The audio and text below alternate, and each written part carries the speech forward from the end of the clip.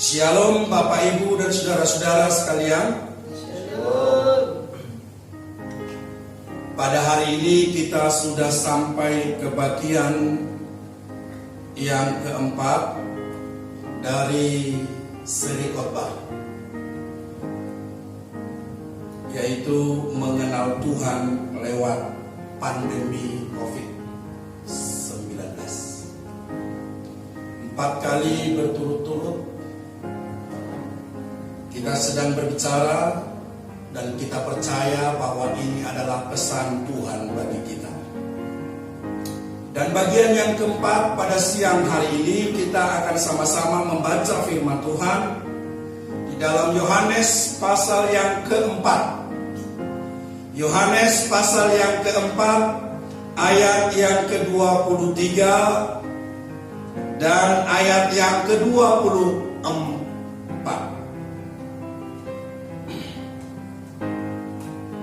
Yohanes pasal 4 ayat 23 dan 24. Begini bunyi firman Tuhan. Tetapi saatnya akan datang dan sudah tiba sekarang, bahwa penyembah-penyembah benar akan menyembah Bapa dalam roh dan kebenaran. Sebab Bapa menghendaki penyembah-penyembah demikian. Allah itu roh, dan barang siapa menyembah Dia harus menyembahnya dalam roh dan kebenaran.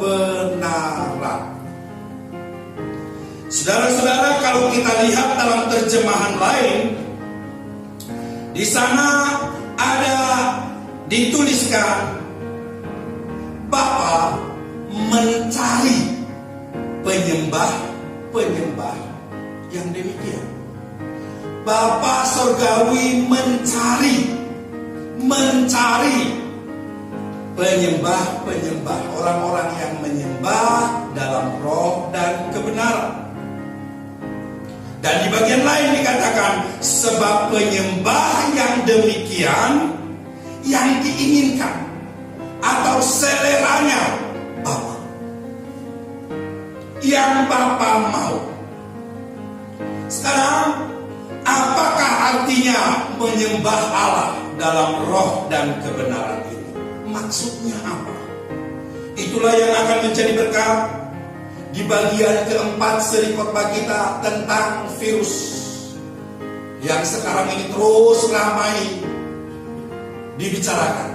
Dan kita sudah tahu bahwa ini adalah salah satu caranya Tuhan dalam hidup kita. Maksudnya apa? Menyembah Allah dalam roh dan kebenaran. Yang pertama, saudara-saudara, ketika kita berbicara tentang roh, maka apa yang ada dalam pikiran kita?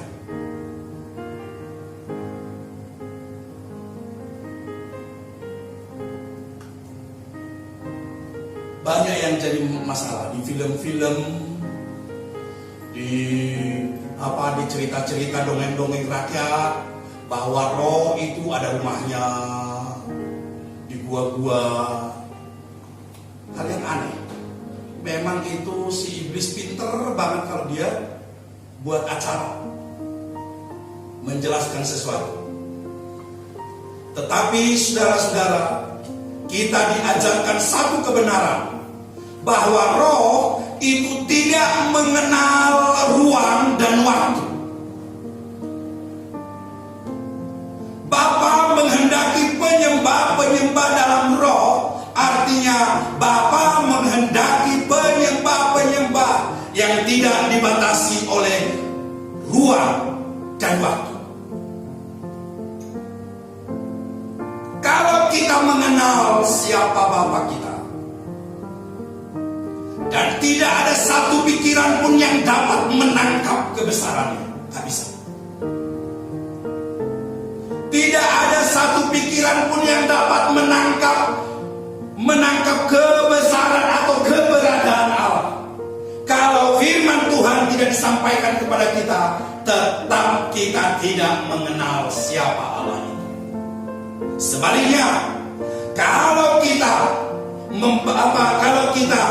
mendengar apa dongeng-dongeng, cerita-cerita tentang Allah atau apa kata orang, maka kita pun tidak mengenal siapa Allah itu.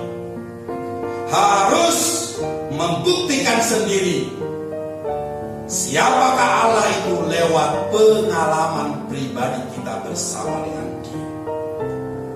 Tuhan tidak dibatasi oleh ruang dan waktu. Ketika Raja Yosafat berperang, maka apa yang terjadi? Tuhan menunjukkan bahwa Dia adalah Allah yang tidak turut dengan cara-cara manusia.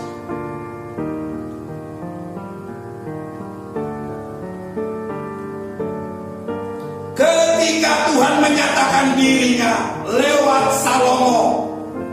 Salomo itu siapa? Anaknya Daud. Daud tidak diperkenankan untuk membangun bait suci, tetapi Salomo diperkenankan Tuhan untuk membangun bait suci itu. Dan dia mengatakan, rumah apa yang akan dibangun untuk tempat berdiamnya Allah?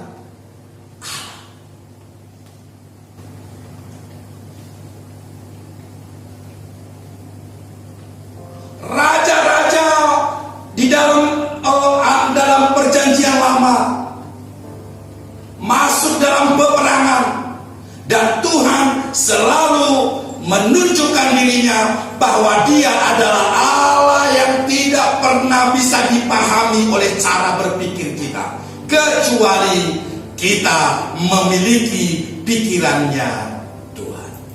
Tuhan adalah Roh. Barang siapa menyembah Dia harus menyembah Dia di dalam roh dan kebenaran. Saudara-saudara, roh dalam bahasa aslinya Anda bisa melihat ada di sana. Oh, pneuma. Roh tidak dibatasi oleh ruang. Target Tuhan, target Bapa surgawi tidak akan tercapai apabila mezbahnya hanya didirikan di dalam satu ruang tertentu yang orang sebut adalah ibadah, seperti setiap minggunya kita laksanakan. Tuhan tidak menginginkan hanya seperti itu. Tuhan kita adalah roh, menyembah Dia dalam roh.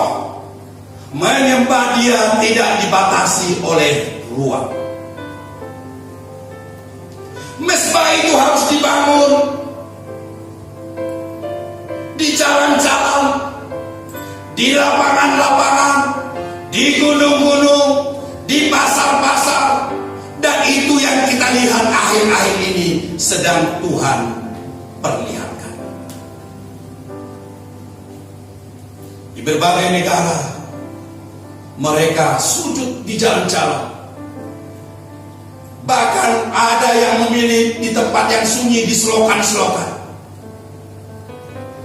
Dan saya percaya di hari-hari ke depan ini Tuhan akan melakukan dengan caranya bagaimana supaya efektif menyembah Dia di pasar-pasar, bagaimana supaya efektif menyembah Dia di gunung-gunung, bagaimana supaya efektif menyembah Dia di jalan-jalan.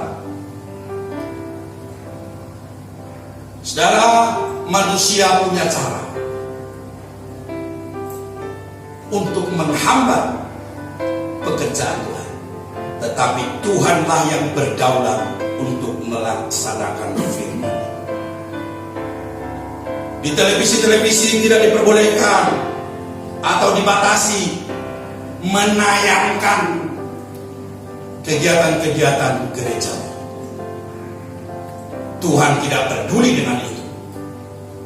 Nanti Tuhan akan buat televisinya berkarat. Orang lebih suka sekarang ini kepada YouTube atau media-media sosial lainnya, lebih efektif. Mereka bisa mendengar setiap saat, tinggal memilih.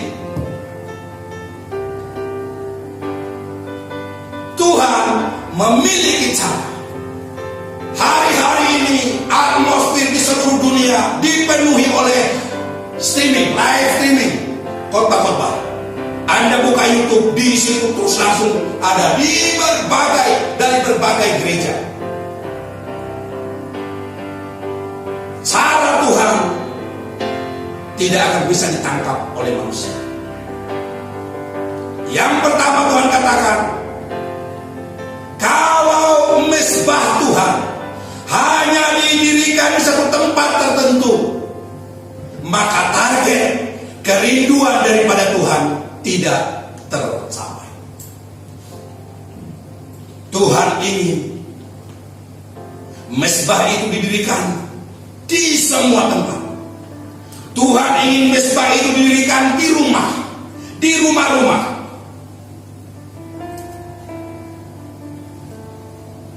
Saya mau tanya, selama ini apakah mesbah itu sudah didirikan di rumah-rumah? Saya tidak yakin.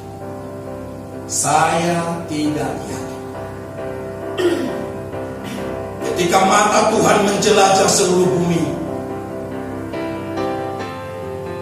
Dia hanya melihat rumah-rumah kosong melompong, tidak ada buah yang dihasilkan, tidak ada buah yang dinikmati oleh Tuhan di setiap rumah-rumah, bahkan rumah-rumah anak-anaknya. Tidak ada mesbah didirikan di sana.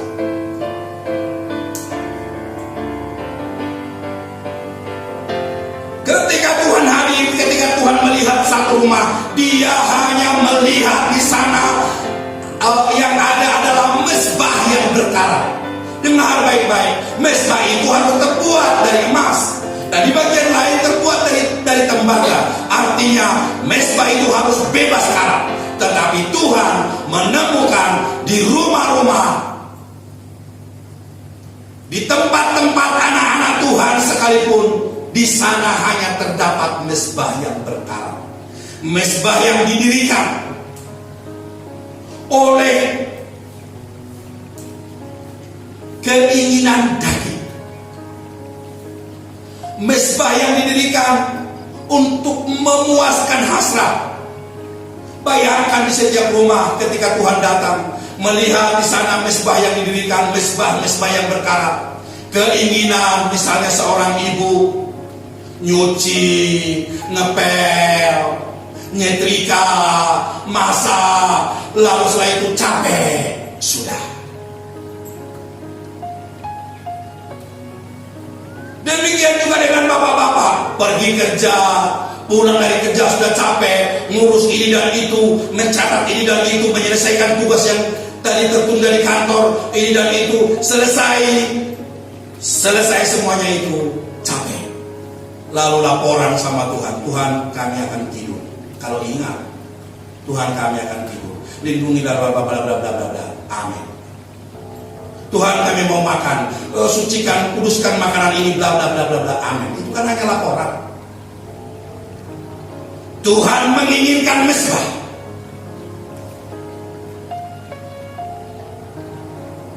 Beberapa hari yang lalu saya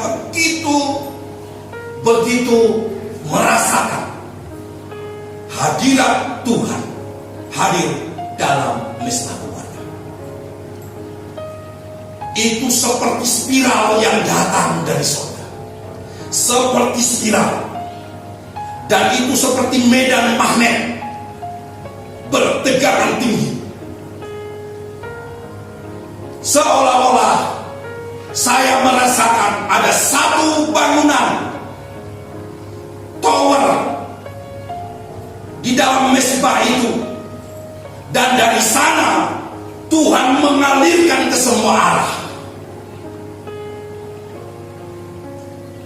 seperti spiral datang dari sorga dari Bapa, dan dinyatakan ditangkap oleh mezbah ini dan disalurkan ke sekeliling, bahkan sampai ke kota-kota. Tuhan bekerja dengan cara ini.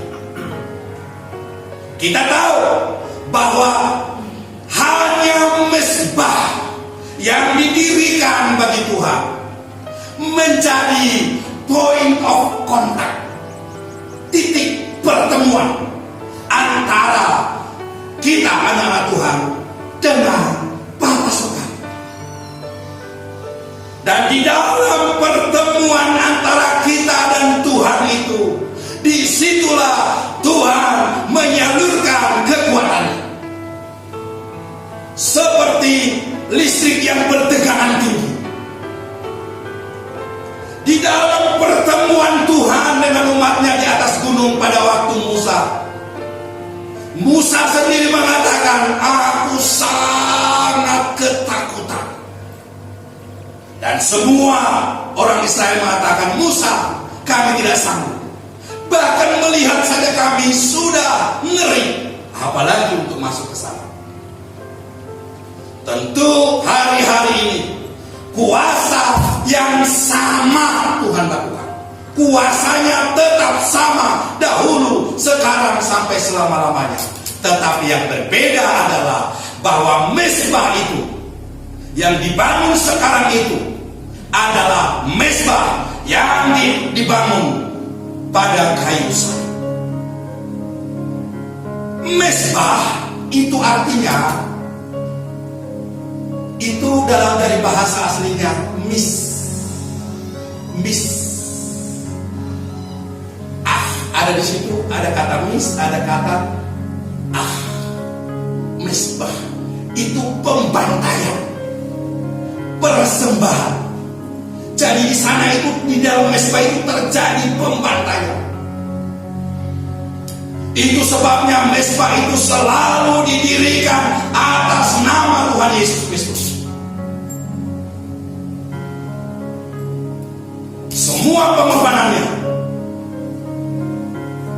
apa yang dia lakukan di atas kayu salib, itu yang membuka jalan bagi kita untuk bertemu dengan Bapa. Haleluya. Mezbah itu harus didirikan. Misbeh artinya pembantaian, dan Tuhan Yesus sudah lakukan itu satu kali sebagai korban yang hidup, yang berkenan kepada Allah, yaitu pembantaian dirinya sendiri. Maka dengar baik-baik, dimanapun dinyatakan pekerjaan Tuhan ini, maka di situ akan terjadi kekuatan Allah. Seperti tadi saya bilang, kekuatan yang bertegangan tinggi. Kemanapun anak-anak Tuhan pergi, tidak dibatasi oleh ruang. Oh, hari Minggu, hari Kamis, Tuhan sangat sedih dengan cara yang hanya seperti ini. Seharusnya di rumah-rumah, di kamar-kamar, di lapangan-lapangan,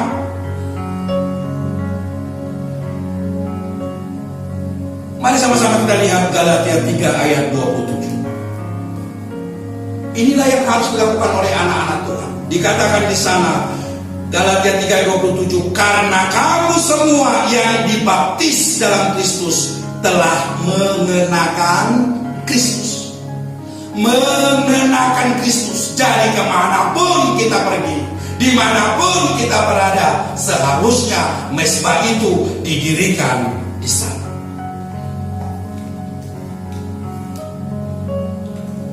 Tuhan tidak keliru dan bukan merupakan kekalahan ketika untuk sementara gereja-gerejanya dibiarkan kosong. Tuhan supaya anak-anaknya masuk dalam satu era di mana akan muncul penyembah-penyembah yang benar. Kalau tidak seperti ini, engkau tidak akan menyembahnya di rumahmu. Secara sadar atau tidak engkau sadari, engkau berpikir bahwa kalau menyembah Tuhan ayo ke gereja. Salah. Tuhan tidak dibatasi oleh ruang dan waktu. Itu yang pertama, saudara. Dan apakah bagian yang kedua? Menyembah Tuhan dalam roh dan kebenaran. Bagian yang kedua yang menjadi berkat bagi kita adalah satu kunci, yaitu orang yang menyembah dalam roh dan kebenaran. Ada satu kata kunci dari firman Tuhan, yaitu jadilah kehendak-Mu. Apa itu? Apa itu?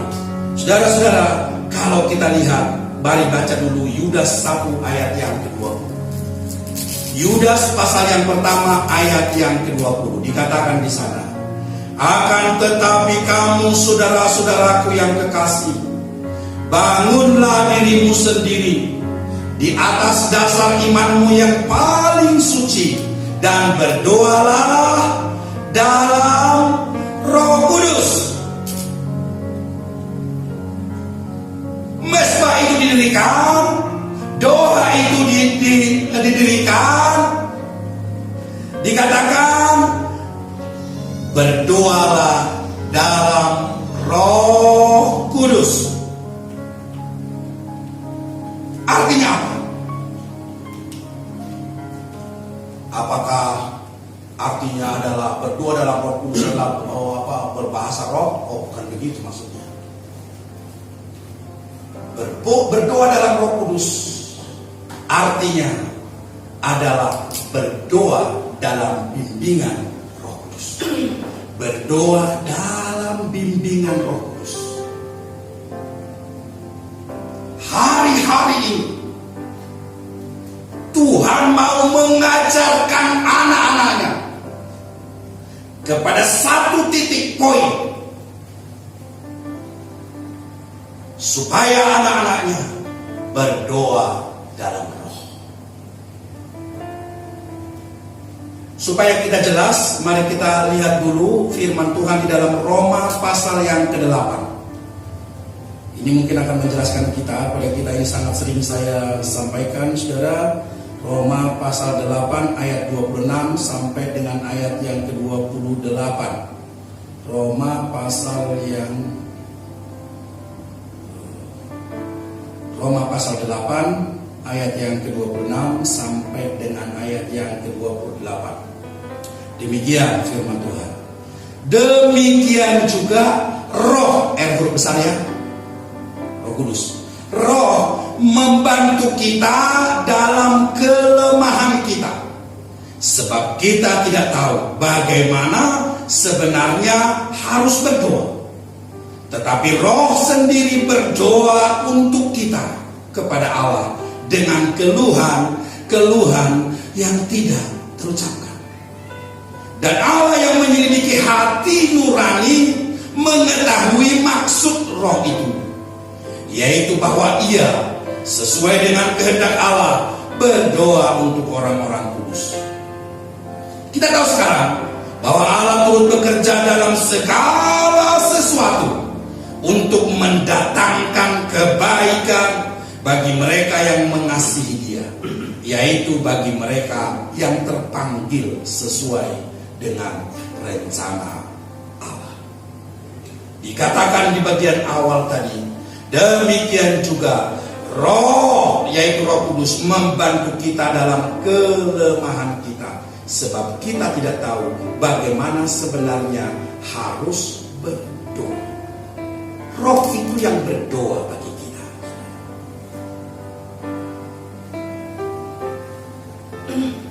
Bahkan firman Tuhan mengatakan kepada kita, ada orang yang berdoa bertele-tele. Dipikir dengan banyaknya kata-kata dalam doa itu, maka doanya akan dikabulkan. Firman Tuhan mengatakan, no, tidak seperti itu. Berdoa dalam roh adalah berdoa dibimbing oleh roh. Karena sesungguhnya kita sendiri pun tidak tahu apa yang diingini oleh Bapa dan apa yang dibutuhkan oleh diri kita sendiri. Seorang hamba Tuhan pernah mengatakan bahwa Tuhan itu pribadi. Tuhan itu bukan seperti mesin ATM. Ketika seorang berdoa, lalu seperti dia datang ke mesin ATM, di dalamnya sudah ada duit, masukkan kartu, tek tek tek, masukkan nomor PIN, lalu keluar. Itu bukan Tuhan. Tuhan itu pribadi yang punya rasa, tahu situasi, tahu apa yang terbaik. Ketika anak-anak Tuhan berpikir bahwa Tuhan itu seperti mesin ATM, maka mereka akan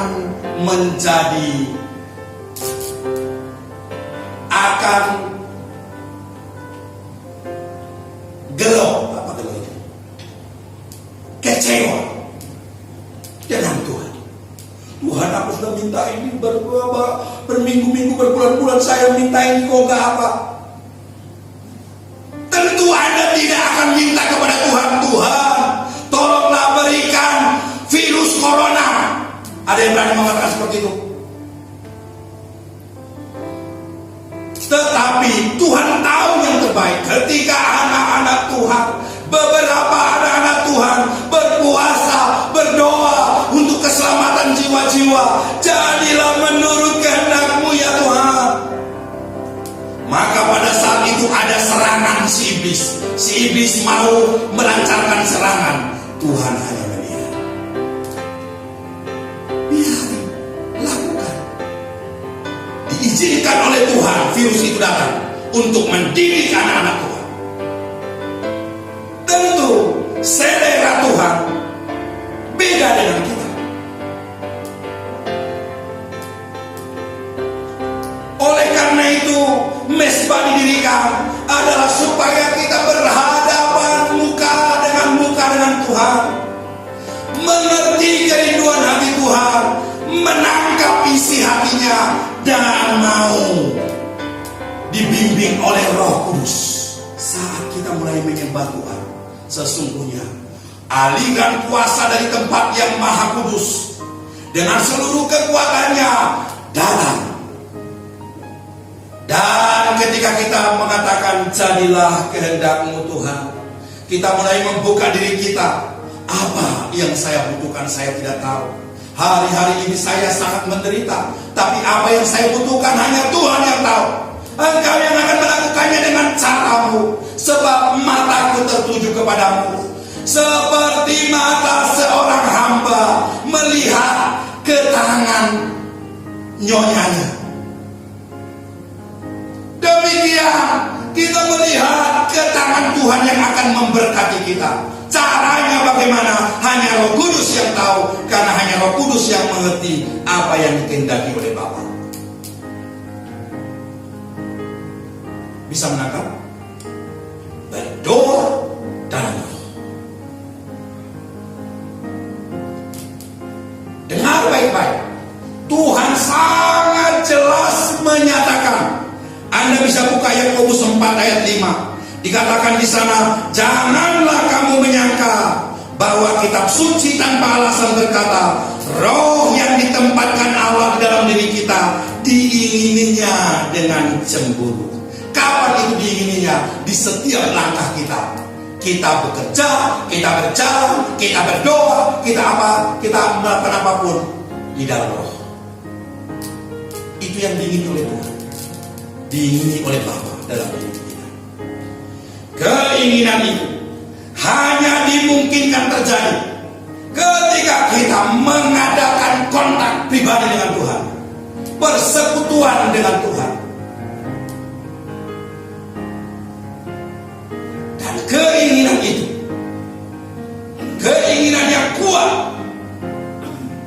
dari Bapa mau diberikan kepada kita menjadi keinginan kuat kita. Sebentar lagi kita akan melaksanakan perjamuan kudus. Artinya, digenapilah apa yang sudah difirmankan oleh Tuhan Yesus. Dia memecah-mecahkan tubuhnya supaya kita menjadi satu dengan Dia dalam satu kerajaan. Tubuh memang banyak dipecah-pecahkan, tetapi menjadi satu dalam kerajaan. Itu yang Tuhan inginkan. Hari-hari ini Tuhan sedang berbicara dalam kehidupan kita.